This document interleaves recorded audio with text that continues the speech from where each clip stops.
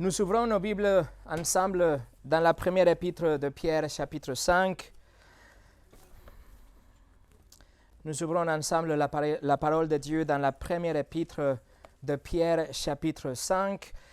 Et comme vous le savez, nous sommes dans les derniers versets de ce chapitre fascinant, rempli avec la doctrine biblique, l'encouragement pour les uns, pour les autres, une théologie vraiment pratique pour notre vie quotidienne et aussi pour les jours où nous traversons des épreuves ou un jour peut-être la persécution à un degré ou à un autre. Et dans cette dernière section de l'épître, Pierre est inspiré par le Saint-Esprit à écrire une série des instructions finales à l'intention de l'Église persécutée. Et la dernière fois, nous avons exploré cet appel aux chrétiens à la humilité, une humilité de notre part. Nous humilions nous-mêmes devant la puissante main de Dieu en reconnaissant sa souveraineté, son contrôle absolu sur la plus grande de toutes les planètes et aussi les plus petites des veines qu'on a dans nos yeux aussi. Le Seigneur est souverain sur toutes les choses. Donc, nous nous humilions dans la soumission et humblement, nous apprenons de la parole de Dieu qu'il nous a promis qu'un jour nous serons exaltés, soulevés de la fosse, que ce soit dans notre vie présente, que ce soit dans l'éternité. Mais la parole de Dieu, on a vu la semaine passée, nous promet que nous serons élevés car nous sommes en Christ. Nous avons vu aussi la semaine dernière que nous sommes appelés à remettre toutes nos inquiétudes à Dieu.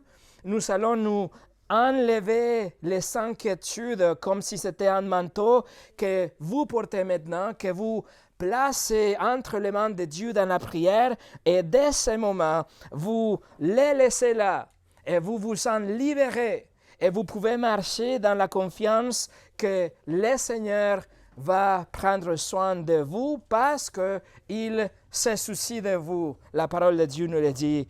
Et cet exercice apporte une grande paix, un grand réconfort. C'est pas évident, c'est pas facile parfois, mais si nous avons l'habitude de nous débarrasser de nos fardeaux et les placer entre les mains de Dieu, nous allons trouver une grande paix, car le Dieu Tout-Puissant se préoccupe de nous. Par contre, ça peut être que nous, en tant que chrétiens, nous tombons dans la passivité et dans la indifférence, car nous nous fions dans la main puissante de Dieu. Si nous faisons confiance à la souveraineté de Dieu, ça peut être que nous allons fermer les yeux et nous allons baisser notre garde. Et donc, la tentation et le péché et notre ennemi viendra nous attaquer. Alors nous avons raison de nous fier à la souveraine main de Dieu, la puissante main de Dieu, mais cela n'enlève pas notre responsabilité à être consciente de notre entourage et le mal qui nous entoure et les attaques acharnées contre notre personne et contre notre caractère qui essaie de nous faire tomber et ruiner notre témoignage et enlever notre joie et gâcher et souiller le nom du Seigneur devant un monde qui regarde et qui en fait attend pour nous voir chuter. Alors, notre texte d'aujourd'hui, c'est une mise en garde pour nous instruire dans ce sens-là. Pierre va nous dire, oui, faites confiance à la main puissante de Dieu et pourtant, remettez vos soucis à lui, mais soyez vigilantes. Soyez vigilantes, car notre guerre n'est pas contre le monde qui nous persécute, mais notre guerre, c'est contre le diable qui nous déteste, un ennemi qui est avide de nous détruire. C'est ce que nous allons voir aujourd'hui dans notre étude, mais avant de commencer, on va prier. Seigneur notre Dieu, aujourd'hui, nous humilions devant toi, devant ta main puissante, devant ta souveraineté, en reconnaissant que tu es souverain par-dessus toutes les choses. Néanmoins, on sait qu'il y a un adversaire, un ennemi et un diable qui cherche à nous détruire.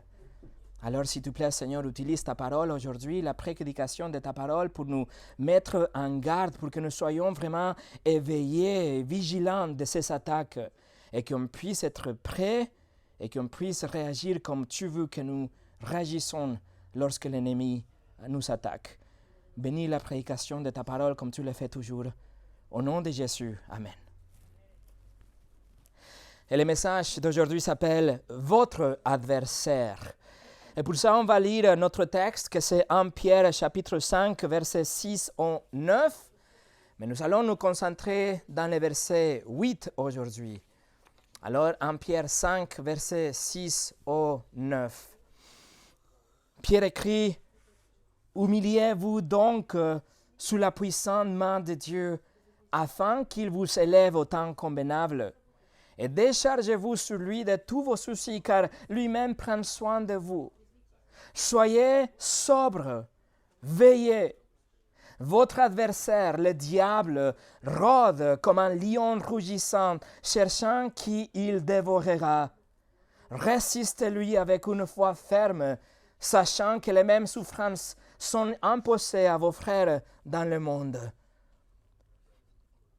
Regardez avec moi, mes amis, que le verset 8 commence avec 12 impératifs. Pierre nous dit, soyez sobres et veillez. Les 12 impératifs au début du verset 8 exigent une action immédiate.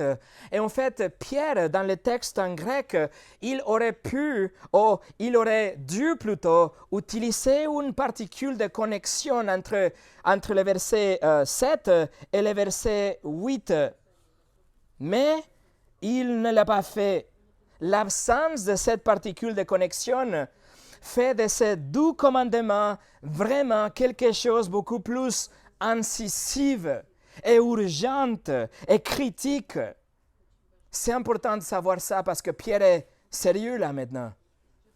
C'est urgent. Et après, le verset 8 continue en nous disant pourquoi c'est urgent. Il nous dit que c'est à cause du diable, votre adversaire. Alors, tels sont les points que nous allons étudier aujourd'hui alors qu'on regarde le verset 8. Nous allons voir un esprit sobre, première chose, suivi par une attitude vigilante, suivi par un adversaire, et numéro 4, le diable. Alors, numéro 1, un esprit sobre. Tout de suite après nous avoir appelés à faire confiance à la main de Dieu et remettre sur lui toutes nos inquiétudes et faire confiance à lui, Pierre nous dit tout de suite, soyez sobres. Soyez sobres, il nous dit que dans le grec, c'est qu'il y a un seul mot que littéralement ça veut dire, écoutez, la maîtrise de soi. Ce mot est utilisé dans le contexte d'une intoxication. Pierre est en train de dire, contrôlez-vous, ne vous envivrez pas. Ne vous enivrez pas. C'est la troisième fois que Pierre utilise ça. Mais ces 3 fois que Pierre l'utilise, il l'utilise dans un sens beaucoup plus large. Il ne parle pas seulement d'un contrôle de soi, mais il nous dit il faut contrôler votre esprit, votre intelligence. Soyez maître de vos pensées, de ce que vous pensez, et ça va mener à une vie tranquille, équilibrée, maîtrisée. Alors, il s'agit d'un commandement de contrôle, de sobriété, de ne pas tomber dans l'excès de ce monde, dans tous les domaines, dans toutes les choses. Pierre nous invite, nous exige plutôt, nous commande à ne pas nous intoxiquer, ne pas nous laisser distraire avec les choses vaines de ce monde. On doit avoir les bonnes priorités. Il faut se contrôler. Il faut être tempéré. Il ne faut pas gaspiller votre temps, vos efforts, vos ressources. Bref, être maître de soi dans tous les domaines. Et tout commence avec le contrôle de votre esprit, ce que vous pensez. Tournez la page dans le chapitre 1 de Pierre. 1 Pierre, chapitre 1, verset 13, est la toute première fois quand Pierre a utilisé ces mots. Regardez, 1 Pierre 1, 13, il dit « C'est pourquoi saignez les reins de votre entendement, soyez sobres et ayez une entière espérance dans la grâce qui vous sera apportée lorsque Jésus-Christ apparaîtra. » Et quand nous avons étudié ces versets il y a longtemps, j'ai expliqué que saigner les reins, c'était une expression qui fait référence à ces longues robes que les gens utilisaient à l'époque et qu'il fallait le faire remonter, il fallait les prendre par les coins et puis l'attacher en ceinture pour après pouvoir courir, pour être prêt à l'action, pour pouvoir être mobile et rentrer dans l'action. Mais veuillez noter comme cette action, soyez sobre et connecté avec votre entendement. Il nous dit, saignez les reins de votre entendement, soyez sobre. On parle ici d'être contrôlé alors que vous avez pris, si vous voulez, tous ces coins de votre manteau qui vous gênent, tous les soucis, toutes les angoisses, toutes les priorités, tout le management des ressources, etc. Vous avez tout pris en contrôle. Vous allez le serrer autour de vous, et puis vous êtes prêt à l'action. Vous voyez, votre confiance dans les soins fidèles de Dieu qu'on a vu la semaine passée, ce n'est pas une licence pour vivre dans la négligence. Se décharger de tous vos fardeaux et toutes vos inquiétudes dans le Seigneur, ce n'est pas une excuse pour laisser son esprit et ses pensées, sa vie dans la tête, dans l'imagination, se perdre dans la vide. Soyez sobres d'esprit. Pierre nous dit, maîtrisez vos pensées, car de là découlent vos émotions, votre volonté, ce que vous dites, ce que vous faites, etc. L'apôtre Paul a dit dans Romains 12, verset 2, il a dit, ne vous conformez pas au siècle présent, mais soyez transformés par le renouvellement de l'intelligence, afin que vous discerniez quelle est la volonté de Dieu, ce qui est bon, agréable et parfaite.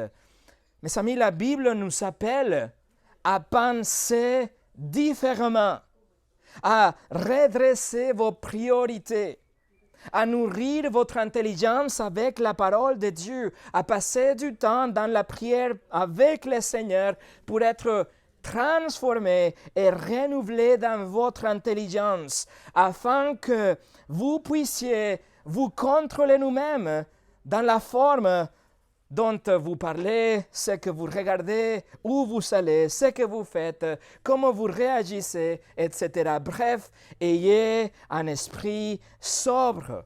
Pierre nous appelle à la maîtrise de votre vie dans tous les domaines. Et ça, c'est le premier commandement ici, lié avec l'attaque de l'ennemi qu'on va voir un peu plus tard. Numéro 2, une attitude vigilante. Non seulement nous devons être sobres dans notre esprit, mais aussi il faut rester vigilant. Et pour ça, revenez au chapitre 5 et regardez encore une fois le verset 8. Pierre dit, soyez sobres, veillez, veillez. Voici un 12e impératif. Littéralement, il veut dire rester éveillé, se tenir prêt en permanence, être attentif, avoir les yeux ouverts, être alerte. Pourquoi? Parce que le danger est imminent. Oui, donc vous faites confiance à la main puissante de Dieu, vous lui donnez toutes vos inquiétudes, mais en même temps, soyez vigilants, soyez attentifs, ne baissez pas votre garde, car il y a un ennemi. Le Seigneur Jésus a utilisé le même mot à plusieurs reprises, y compris à Gethsemane, quand il a demandé aux disciples de rester debout. Si vous vous souvenez, il est allé avec son cercle intime, avec Pierre et Jacques et Jean, et il a dit « Veillez » pendant qu'il est allé plus loin pour prier tout seul. Regardez ce que je vous dis, ce qu'il a dit directement à Pierre lorsque le Seigneur est revenu et les a trouvés endormis. Jésus dit à Pierre, Matthieu 26, 40, et il vint vers les disciples qu'il trouva endormis, et il dit à Pierre, « Vous n'avez donc pu veiller 1 heure avec moi. Veillez et priez, afin que vous ne tombiez pas dans la tentation. L'esprit est bien disposé, mais la chair est faible. » Et maintenant, des décennies après, Pierre le sait.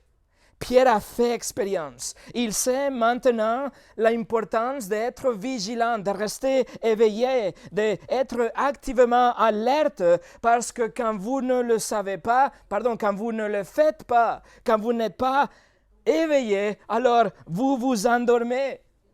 Non seulement physiquement, comme il a fait, mais aussi d'une façon spirituelle, et vous vous rendez à la tentation. Vous n'êtes pas dans un état d'alerte. Pierre nous appelle à faire ce qu'il a échoué à faire, de continuer à veiller, d'être vigilante. Si vous êtes vigilante, si vous êtes alerte, alors vous allez connaître la force de votre ennemi. Si vous êtes consciente aussi de la pente glissante du péché, alors vous allez être éveillé et vous allez être maître de vous-même et vous allez prier aussi, car vous savez que le danger est imminent. Non seulement Pierre s'est endormi à plusieurs reprises à Gethsemane, mais tout de suite après, Jésus était arrêté et il a renié le Seigneur sans cesse. Pierre n'était pas vigilant, mes amis. Il a perdu le contrôle de soi, il était distrait, il était intoxiqué par la situation autour de lui. Et il a rejeté le Seigneur 3 fois. Il n'était pas vigilant. Il a fait confiance à lui-même.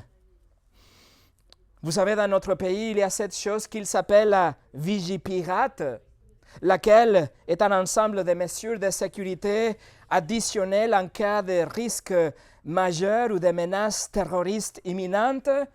Eh bien, l'alerte pour les chrétiens doit être toujours réglée au niveau plus haut. Toujours. Nous devons reconnaître qu'il y a une menace imminente. Nous devons reconnaître qu'il y a un ennemi qui rôde, comme Pierre l'a dit aussi, qui essaie de nous décourager et nous menace, et il va nous faire tomber si nous ne sommes pas vigilantes, si nous n'avons pas notre alerte au maximum. Il y a des fois où cette attaque est vraiment ouverte et flagrante, nous le voyons dans la parole de Dieu. Dans les jardins d'Éden, par exemple, le serpent a directement venu pour tenter Ève, ou Satan a directement venu pour tenter le Seigneur Jésus dans Matthieu 4, où Paul dit que Satan lui a donné directement une écharpe dans la chair, des attaques directes. Mais bien d'autres fois, et sans aucun doute la plupart du temps, ces attaques sont subtiles et discrètes, et il nous semble quelque chose d'innocent, quelque chose de négligeable, quelque chose d'inconséquent. Et nous tombons. Paul dit, Satan lui-même se déguise en ange de lumière. 2 Corinthiens 11, 14. Et c'est pourquoi les croyants doivent être toujours hyper vigilants. Toujours, on doit avoir notre garde en haut. Toujours, on doit être éveillé et vigilant et en alerte. Spurgeon a dit, lorsque nous pensons que nous n'avons pas besoin de notre épée, nous commençons à la détacher de notre ceinture. Nous nous dépouillons de notre armure pièce par pièce, et c'est alors que nous sommes le plus exposés à l'attaque de nos ennemis. Alors, qui est cet ennemi? Numéro 3, un adversaire. Un adversaire. Pierre nous donne une très bonne raison pour être sobre et pour veiller. Une très bonne raison dans le verset 8. Regardez, soyez sobre, veillez, votre adversaire, le diable, rôde comme un lion rougissant, cherchant qui il dévorera. La raison de l'urgence et l'importance de ces 2 commandements est donnée tout de suite après. Il dit, nous avons un adversaire, le diable. Et c'est important aussi que vous le sachiez, mes amis, que dans le grec, il n'y a pas de particules qui connectent les 2 commandements avec votre adversaire. Peut-être votre Bible dit « parce que » ou quelque chose comme ça. La Bible en français, la Bible Austerbal et la Bible Martin ajoutent « car ». Donc c'est marqué « soyez sobre, veillez ». Car votre adversaire, le diable. Mais le texte original n'a pas cette particule. Et c'est important parce que cette omission, justement, c'est une façon d'ajouter de la force à ce qui suit. C'est comme si c'était une surprise pour le lecteur. Ce que Pierre fait ici en écrivant de cette façon, c'est comme s'il avait un rideau qui était fermé et du coup il se ouvre et vous voyez l'adversaire. C'est comme s'il avait un écran tout noir et du coup il y a un flash qui clignote brusquement, un adversaire, le diable. C'est censé être quelque chose d'abrupt, une surprise. Il dit l'adversaire, le diable, est la raison pour le commandement. Veuillez noter comment Pierre ne reconnaît pas ni Rome, ni Néron comme la menace la plus importante de l'Église, mais la force derrière Rome, la force derrière Néron, que c'est spirituel. La source est le diable, Pierre nous dit. Et d'ailleurs, le diable n'est pas considéré comme l'ennemi de Dieu ici.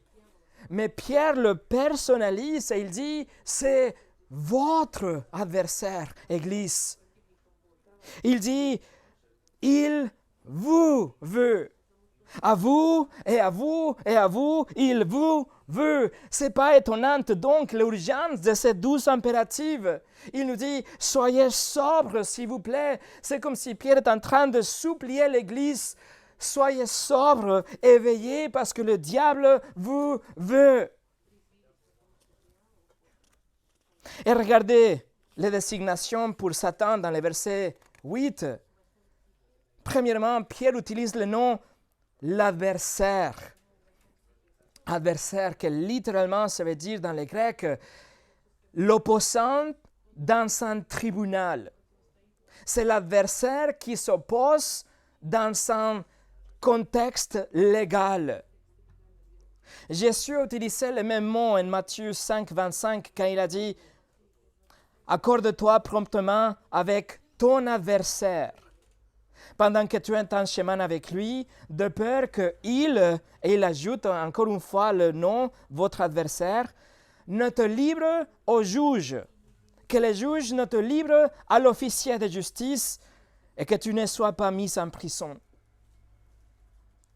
Vous voyez, le diable est dessiné comme un adversaire légal. Quelqu'un qui porte plainte contre vous, quelqu'un que vous accuse.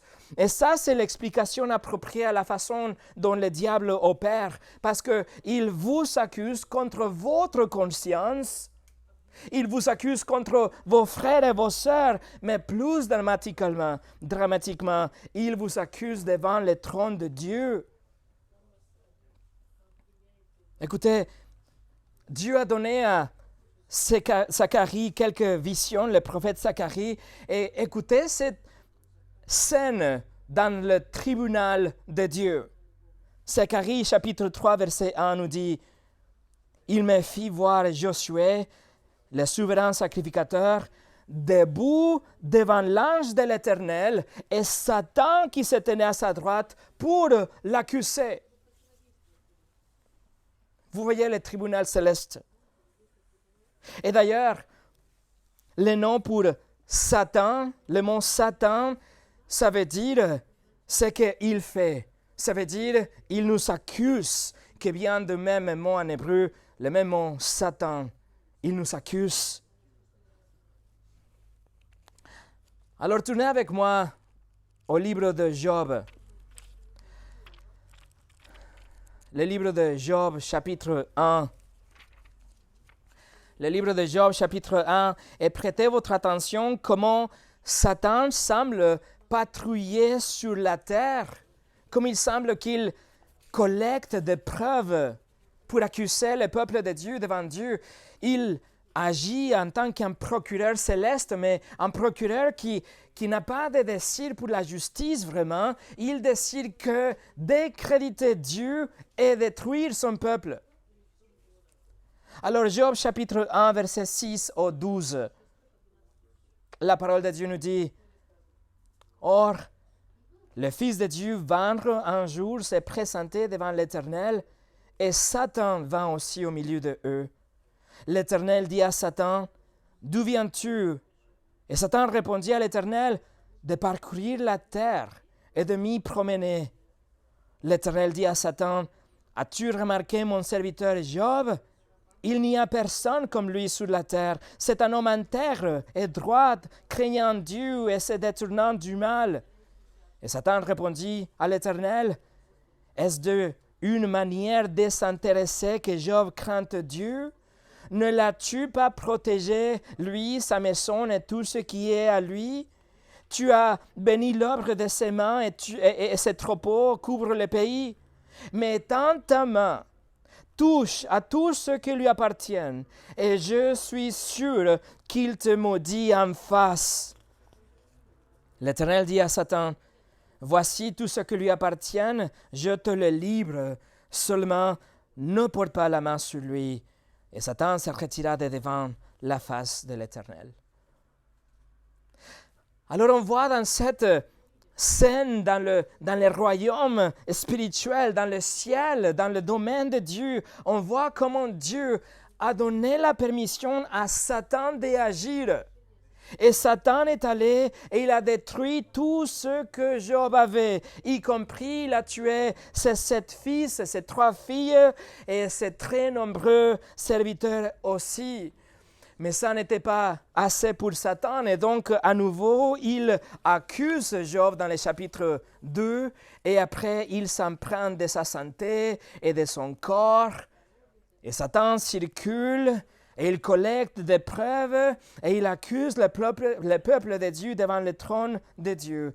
Il veut vous décréditer, il veut vous humilier devant Dieu et il veut aussi que vous receviez la punition que vous méritez après avoir détruit votre vie sur la terre.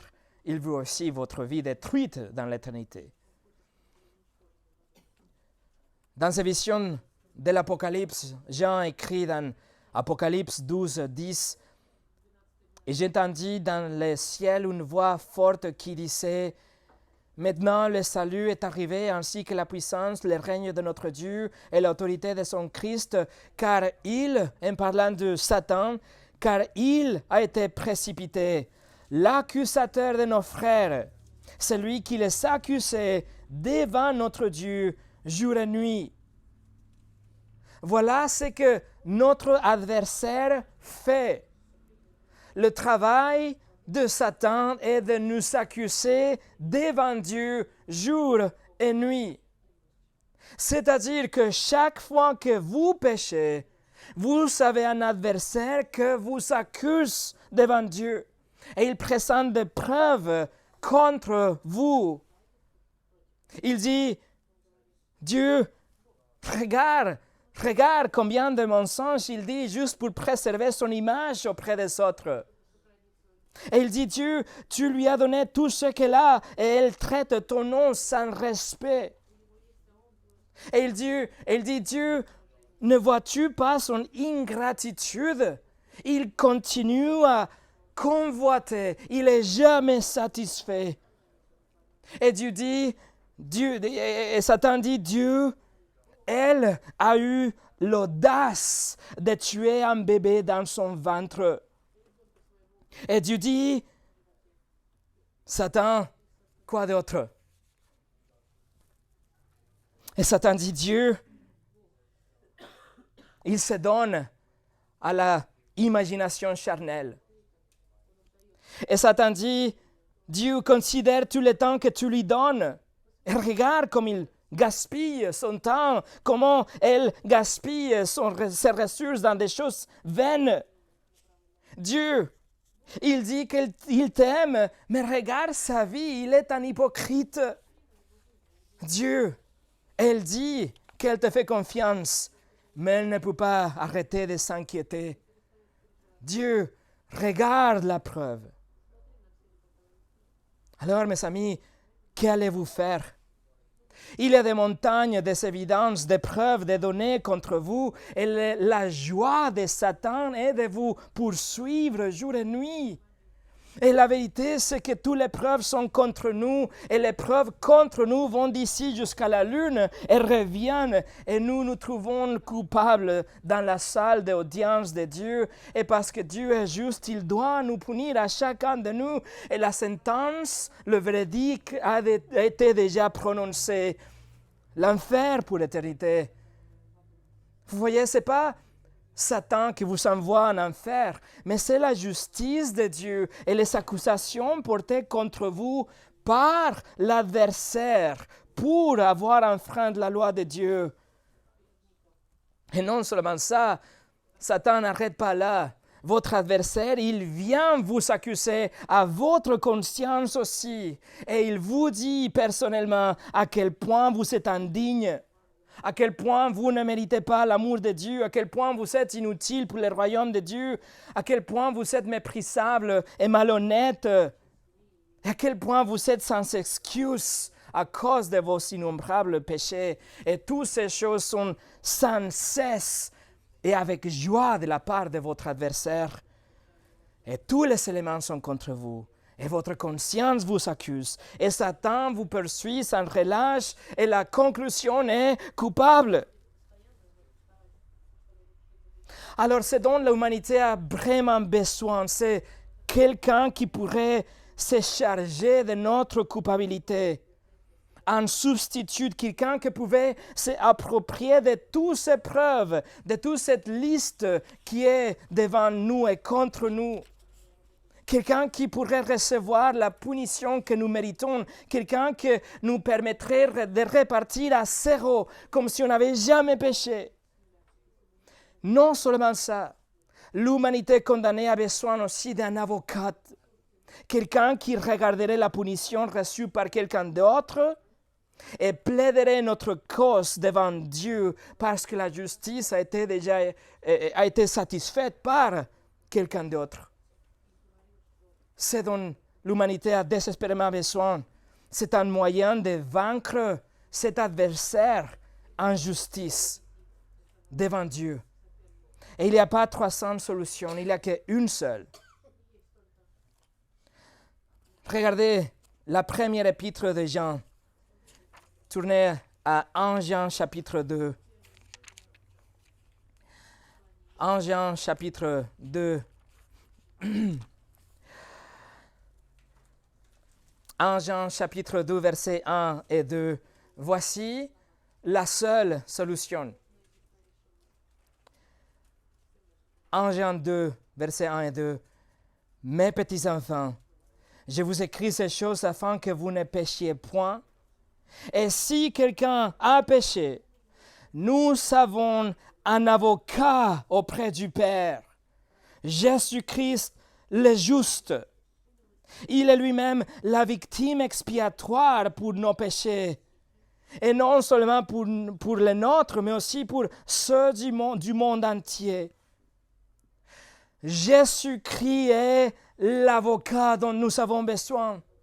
Il est la propitiation pour nos péchés, c'est-à-dire la expiation, l'apaisement rendu nécessaire par notre péché.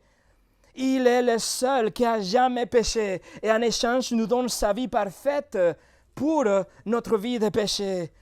C'est ce que s'est passé sur la croix. Il a pris notre péché et Dieu l'a puni au lieu de vous punir. Jésus a absorbé toute la colère éternelle qu'on était censé de recevoir nous-mêmes, qui aurait dû légalement s'abattre sur chacun de nous. Et c'est ainsi qu'il a satisfait aux exigences de la loi et la justice a été satisfaite. Et en tant que notre avocat, il prend toutes les preuves présentées pour Satan, toute la liste des choses et toutes ces accusations et les demandes de la loi pour votre condamnation. Et il dit, cette montagne de données est vraie. Elle, lui, a fait toutes ces choses, tout est authentique. Mais j'ai payé pour chacun de ses péchés. J'ai souffert et j'ai mort à sa place. J'ai pris son châtiment sur moi à la croix. C'est comme ça que Jésus nous défend devant Satan. Il présente notre cas en tant qu'un avocat. Et le dossier qu'il présente, c'est sa vie en fait, c'est sa vie parfaite, c'est sa mort substitutionnelle et c'est sa résurrection victorieuse. Et la bouche de Satan, la bouche de votre adversaire légal est fermée. Il n'y a rien à dire contre vous et Dieu vous donne alors la vie éternelle parce que Jésus a payé pour nous, pour tous nos péchés. Et lorsque nous nous repentons de nos péchés et nous plaçons notre confiance en Jésus-Christ, Dieu applique la œuvre rédemptrice de Jésus et toutes les preuves qui étaient présentées contre vous sont rejetées pour toujours et sont brûlées et ne seront plus jamais évoquées contre vous. Jamais de jamais. Alors écoutez, vous serez sûr, vous serez jugé par Dieu. Et vous avez besoin d'un avocat. Et vous avez besoin d'une expiation. Autrement, vous n'avez aucune chance devant Satan, votre adversaire. Numéro 4. Le diable. Le diable. Et pour ça, on revient à 1 Pierre, chapitre 5. 1 Pierre, chapitre 5. Pierre nous oblige vraiment à la maîtrise de soi et il nous oblige à vivre avec le niveau d'alerte le plus élevé parce que nous avons un adversaire que nous persécute légalement chaque jour. Et non seulement, Pierre nous dit, cet adversaire est le diable. Verset 8, soyez sobres, veillez. Votre adversaire, le diable, rôde comme un lion rugissant, cherchant qui il dévorera. Le mot utilisé, diabolos, littéralement, ça veut dire le calomniateur. C'est un mot qui est utilisé 38 fois dans le Nouveau Testament, mais seulement 3 fois est utilisé pour désigner quelqu'un qui calomnie. Le reste, 35 fois, désigne le diable en tant qu'une créature qui calomnie, qui ment, qui diffame. Mais aussi, c'est quelqu'un qui oppose tout ce qui est vrai et juste, tout ce qui vient de Dieu. Il est contre toutes ces choses. Le terme diabolos va au-delà de ça. Il désigne vraiment un ennemi qui est malveillant, quelqu'un qui attaque d'une façon acharnée.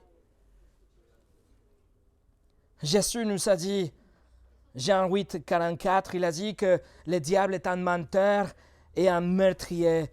Jean 8, 44, le diable a été meurtrier dès le commencement. Et il ne se tient pas dans la vérité parce qu'il n'y a pas de vérité en lui. Lorsqu'il profère le mensonge, il parle de son propre fond car il est menteur et le père du mensonge. Et bien sûr, c'est ce que nous lisons dans Genèse chapitre 3, lorsqu'il a subtilement menti à Ève, cherchant de faire quoi? De faire mourir toute l'humanité avec le péché. 3 fois dans l'évangile de Jean, le diable est appelé le prince de ce monde à cause de son influence, l'influence qu'il exerce dans l'humanité à travers le système de ce monde et à travers les démons et à travers la tentation et le péché. Il est appelé aussi le prince de la puissance de l'air par Paul. C'est référence à ce domaine dans le domaine spirituel, tous les démons dont il commande. Jésus le qualifie également d'un meurtrier et un voleur dans Jean 10, 10. Jésus dit, le voleur ne vient que pour dérober, égorger et détruire. Mes amis, le Seigneur ne plaisantait pas. Le Seigneur n'exagérait pas qu'il a donné cette description de diable. Il vient pour dérober, pour égorger et pour détruire. Mes amis, on doit connaître notre ennemi. Nous devons connaître qui il est et ce qu'il veut. Et alors seulement comme ça, vous prendrez en sérieux le commandement de Pierre ici, d'être vigilante, éveillée. Écoutez, Apocalypse 12, verset 9, il y a 5 noms ou 5 descriptions données au diable. Apocalypse 12, 5. Il fut précipité, le grand dragon, le serpent ancien, appelé le diable et Satan, celui qui séduit toute la terre. Et dans notre texte, le diable est représenté comme un lion qui rôde, rougissant, quelqu'un qui cherche qui dévorera. Il nous dit, le diable rôde.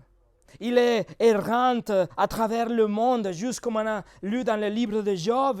Il cherche quelqu'un avec une énergie frénétique, furtivement, comme un lion affamé. Il se cache et il attend méticuleusement, patiemment. Il est à la recherche de sa prochaine proie. Et il attend le bon moment, un moment de distraction, un moment de faiblesse, un moment de paresse. Il rôde. C'est un lion errant. Et c'est une image, le lion errant, c'est une image dans les psaumes de vraiment la méchanceté, quelqu'un qui est vraiment malveillante. Et en même temps, peut-être que Pierre a vu, ou au moins il a entendu déjà parler de ce qui s'est passé dans le monde romain de l'époque, le spectacle atroce des lions qui massacraient leurs victimes, les chrétiens, comme une forme de divertissement pour l'Empire romain. Il nous dit, le diable, il rougit, il a faim et il cherche quelqu'un pour dévorer. Il nous dit, il cherche. Pierre utilise le présent de l'indicatif pour décrire cette action persistante et constante, sans cesse. Il est quelqu'un de tenace. Et il dit, il va dévorer. Et le grec, c'est très très fort. Littéralement, ça veut dire boire quelque chose complètement ou avaler quelque chose d'un seul coup. Et cela représente vraiment la destruction totale de la victime de Satan. Le diable ne veut pas seulement vous accuser devant Dieu, ne veut pas seulement vous calomnier, ne veut pas précisément vous mordre un petit peu pour vous blesser un petit peu. Non, il veut vous déchirer. Il veut vous déchiqueter et vous avaler complètement, vous détruire, mes amis, comme le dit Jésus. Ce n'est pas une exagération. Ne pensez pas pour une minute que l'objectif de Satan est tout simplement de vous rendre découragé dans votre journée. Non, pas du tout. Il veut vous dévorer complètement. Il veut vous déchirer, vous casser les os et vous avaler. C'est la destruction totale et ultime de votre personne et votre famille et votre Église. Il ne se préoccupe pas pour le non-chrétien. Le non-chrétien lui appartient déjà. Mais la cible du diable est le chrétien. La cible du diable est vous. Que ce soit comme un lion affamé, que ce soit comme un ange, déguisé comme un ange de lumière, ou à travers ces nombreux démons, en utilisant le système de ce monde, le diable vous déteste et il veut votre destruction, surtout si vous êtes en train de marcher de près avec le Seigneur et surtout si vous êtes en train de faire quelque chose pour le Seigneur et pour le royaume et pour l'Évangile. Dans le XVIe siècle, Martin Luther a vécu personnellement les attaques effrénées et incessantes de Satan. Beaucoup de gens, ils ont pensé que Luther était devenu fou à cause de toutes ces attaques qui étaient vraiment réelles pour Luther. Mais la vérité, c'est que le diable ne voulait pas que l'Évangile soit redécouvert après le Moyen-Âge, l'obscurité du Moyen-Âge, et a vraiment ciblé Luther pour le dévorer. Spurgeon, encore une fois, écoutez ce qu'il a dit. Il n'y a pas un croyant en Christ, pas un disciple aimable et de bonne réputation qui ne se trouve à un moment ou à un autre attaqué par cet infâme démon et par les légions enrôlées à son service. Maintenant, regarde ton adversaire. Bien que vous ne puissiez voir son visage ou détecter sa forme, croyez qu'un tel ennemi vous résiste. Ce n'est ni un mythe, ni un rêve, ni une imagination superstitieuse. Il est un être aussi réel que nous. Bien qu'il soit un esprit, il y a autant de pouvoir réel sur le cœur que nous en avons sur le cœur des autres, de bien qu'il y en a beaucoup plus.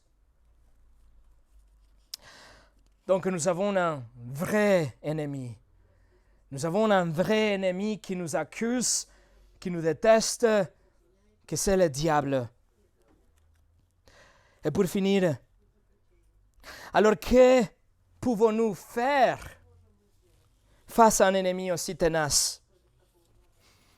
Quelle est la solution, quelle est la stratégie face à cet ennemi qui veut nous détruire? La réponse se trouve dans la parole de Dieu et une partie, on l'a vu déjà aujourd'hui. Pierre nous dit, soyez sobres. Pierre nous dit, veillez. Et d'ailleurs, ce sont les deux mêmes mots que Paul utilisait quand il écrit aux Thessaloniciens.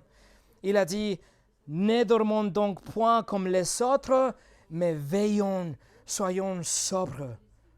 Les mêmes douze actions. Il faut maîtriser votre vie, vos pensées, et il faut être alerte. Mais aussi, mes amis, on doit comprendre, on doit avoir vraiment clair dans notre esprit que le diable est le diable de Dieu. Il peut rougir férocement, mais il est tenu par la laisse de la souveraineté de Dieu. Le diable doit demander la permission de Dieu pour toucher quelqu'un comme il a fait avec Job, on l'a lu. Et il n'y a pas le droit de toucher un de vos cheveux si ce n'est pas approuvé par la main souveraine de Dieu. Le Seigneur a révélé quelque chose d'extraordinaire à Pierre, quelque chose qui s'est déroulé dans le royaume, dans le domaine spirituel, dans Luc 22, 31. Le Seigneur dit, Simon, Simon, Satan vous a réclamé pour vous cribler comme les froment. Vous voyez que Satan n'est pas omnipotent, il n'est pas indépendant, il n'est pas tout-puissant. Il est sujet et soumis à la volonté de Dieu. Et Dieu utilise ces attaques pour soit châtier son peuple ou discipliner ses enfants. Le diable doit demander la permission de passer les disciples au crible comme les blés. Mais, Luc 22, 32, Jésus dit, « Mais j'ai prié pour toi, afin que ta foi ne défaille point, et toi, quand tu seras revenu, affermis tes frères. » Le même Simon-Pierre nous appelle à être éveillés, à être sobres, à être vigilants, à vivre dans la prière, à confier dans la souveraineté de Dieu et nous décharger de notre responsabilité qu'on a vis-à-vis à notre ennemi. On doit être éveillé, on doit être sobre, on doit maîtriser nos pensées et notre vie. Voilà, mes amis, il faut connaître notre ennemi et c'est ce qu'on a essayé de faire aujourd'hui pour voir vraiment le besoin qu'on a de maîtriser notre vie et être vigilante. Car si vous ne faites pas ça, si vous n'arrivez pas à suivre ces 12 impératifs du verset 8, vous n'allez pas arriver à obéir ce que Pierre va nous dire par la suite dans le verset 9. Il dit, résistez-lui. avec une foi ferme. Mais cela, nous l'examinerons la prochaine fois. Prions.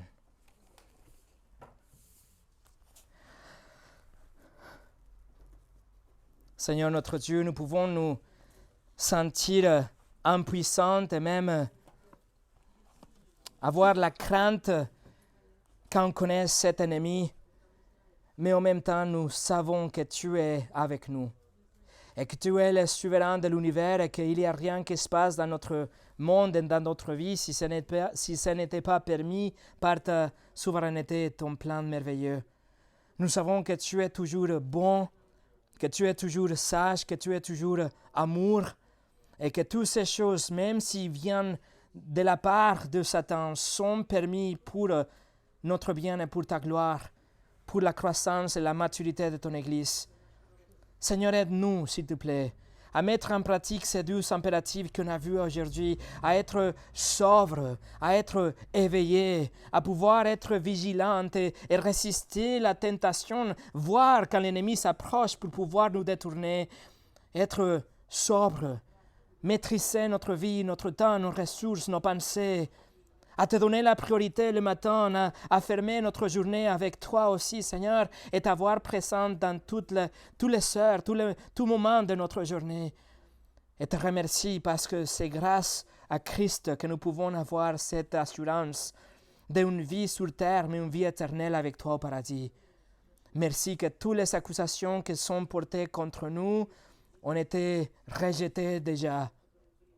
Et Seigneur, merci que ton sacrifice était plus que suffisant pour nous pardonner et nous racheter de toutes ces choses dont Satan nous accuse jour et nuit. Seigneur, nous t'aimons et nous te remercions. Au nom de Jésus. Amen.